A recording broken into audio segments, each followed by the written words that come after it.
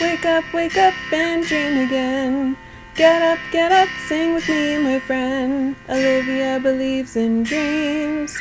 Noah lives his dreams. We are the dreamers, come along, you'll see. Wake up and dream again. Get up, sing with me, my friend. Our dreams are the world we live in. We create the dreams we believe in. We are the dreamers and we love to dream. Hi kids! From A to Z, from east to west, I'm Olivia. Welcome back to Dream Again! Yeah, that's right. Wow, you guys are getting really good at this. Oh, whoa. That was fast. Wow, yeah. Do you guys know what today is? That's right, today is story time.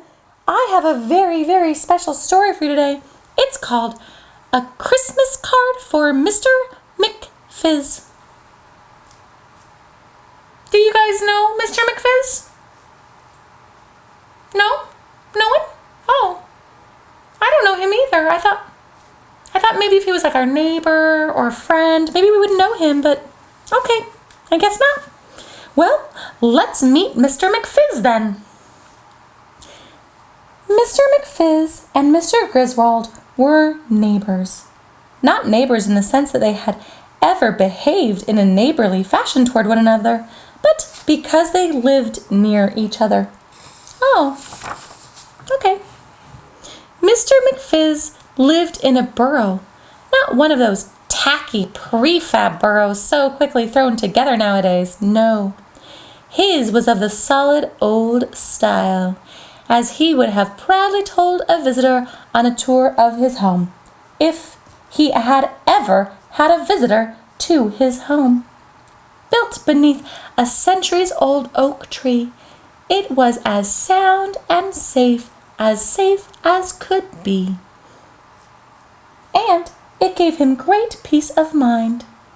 When Mr. McFizz had first seen the burrow, it was what one might call a fixer-upper. Yeah. The previous owner, the last of a long line of interesting creatures to live there, had left a terrible mess. Oh, yeah. Sometimes like my room, when I throw my toys everywhere, or I leave my clothes on the floor, and no one likes that. I don't even like it because then I have to clean it up. Ugh, that's no fun.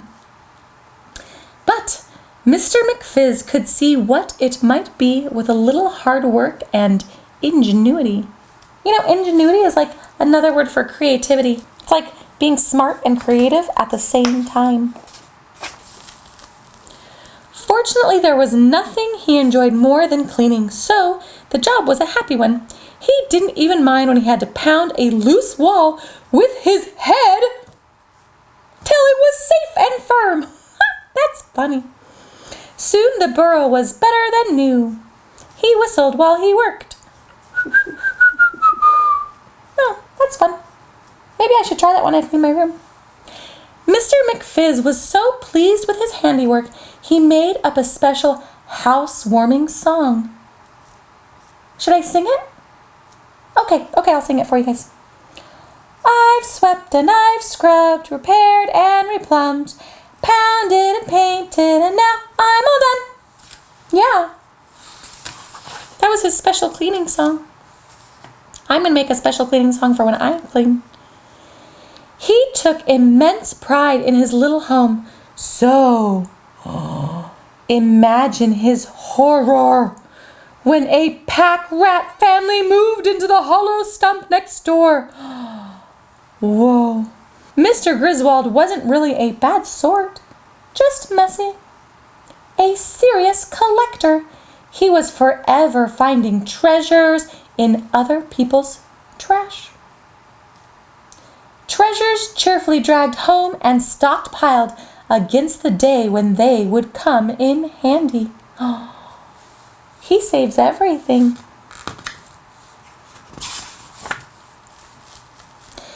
Mr. McFizz could barely stand to look at the growing pile of rubbish in his neighbor's yard. There was so much stuff. There were stockings hanging on a clothesline outside, and a wheelbarrow, and an umbrella, and a hat, and even a toy trunk just right outside. Sometimes it was even left at his very door, like when the umbrella blew over by his door, and then it was just there. Oh, he didn't like that. Finally, after much soul-searching and general trepidation, Mr. McFizz marched through the clutter to his neighbor's door. It had taken him days to work up the courage to speak to Mr. Griswold about the terrible state of his house and yard. But Mr. McFizz never got to deliver his well-rehearsed speech on community standards, for no one answered his firm knock. Hello? Is anybody there? No? Okay, I'll come back later. Bye. He was certain that he could feel the Griswold's beady little eyes watching him as he stomped back to his house in a huff. The situation went from bad to worse. McFizz's irritation turned to disgust, and disgust to loathing as the pile of refuse grew. With dull fascination, he watched as his neighbor's yard became a junk heap. But it wasn't until December that his feelings about Mr. Griswold crystallized into a genuine hatred. Like most fussy creatures, Mr. McFizz had few friends. In fact, if the absolute truth were known, he had none. Throughout most of the year, this didn't bother him, since he was generally occupied with his cleaning. But at Christmas time, he had to admit to a twinge of melancholy. Yeah, he was a little bit sad. It was at Christmas time, while he was sorting through the bills and the letters addressed to occupant, that he wished someone would send him even one little Christmas card.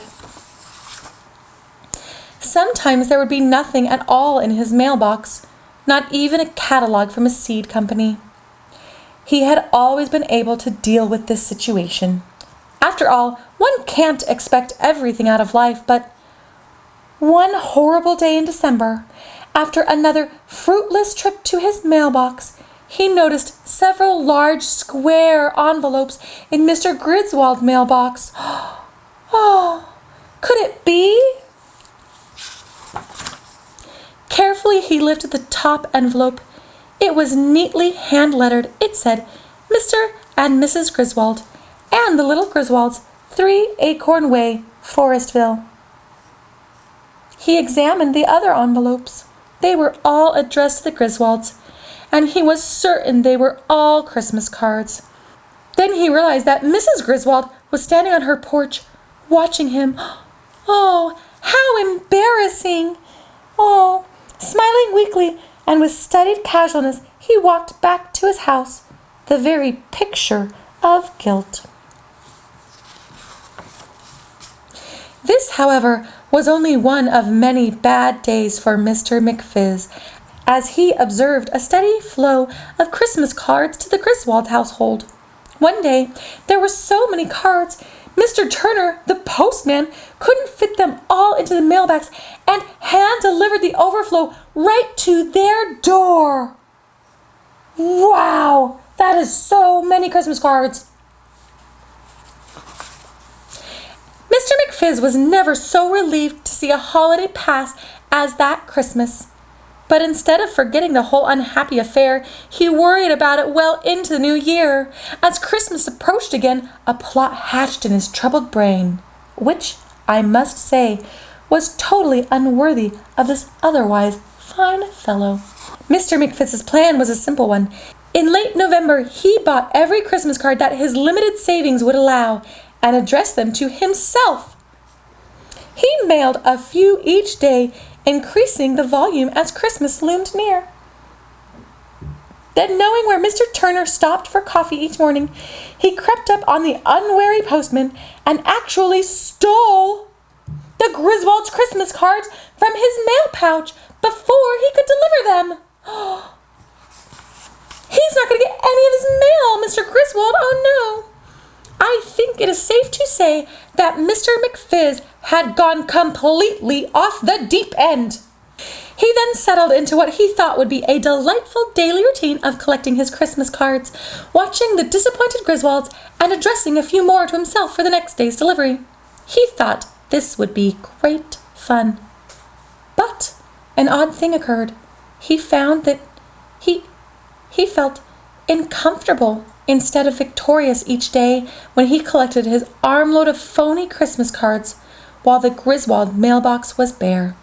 One day, very close to Christmas, Mr. McFizz watched Mr. Griswold forlornly examine his empty mailbox, then walk sadly back to his little house. It was then that an even odder thing occurred. He found himself addressing a Christmas card not to himself, but to Mr. Griswold. A few days later, when he watched Mr. Griswold find his Christmas card in his mailbox, Mr. McFizz caught a glimmer of what Christmas is really about. He felt warm and good inside. But the best part was yet to come, for the very next day he found a Christmas card in his mailbox that he had not addressed to himself. Not only did it wish him a very Merry Christmas, but also a Happy New Year. And, what's more, it invited him to Christmas dinner at the Griswolds, where he met Mrs. Griswold and Mr. Griswold and numerous Griswold children. And he drank eggnog and sang Christmas carols before a roaring fire, and worked up the nerve to say something to his neighbor about cleaning up his yard.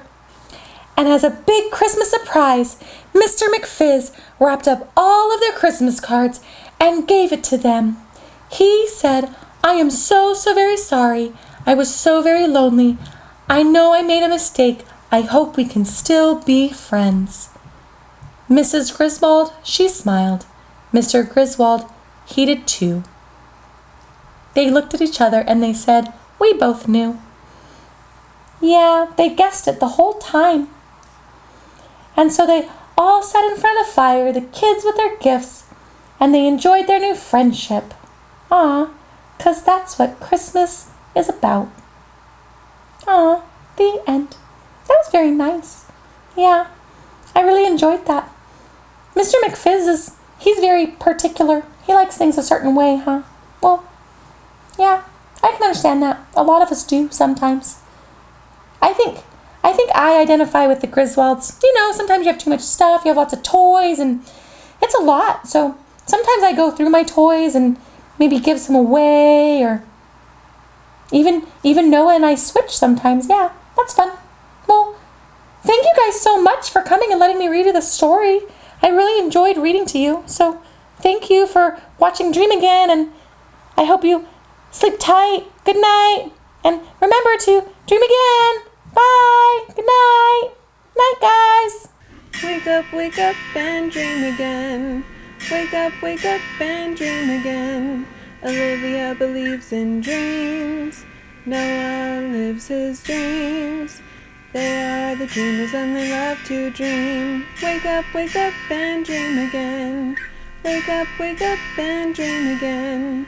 Our dreams are the world we live in. We create the dreams we believe in. We are the dreamers and we love to dream. Hi there!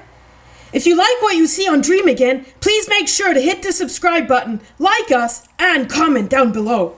Thanks!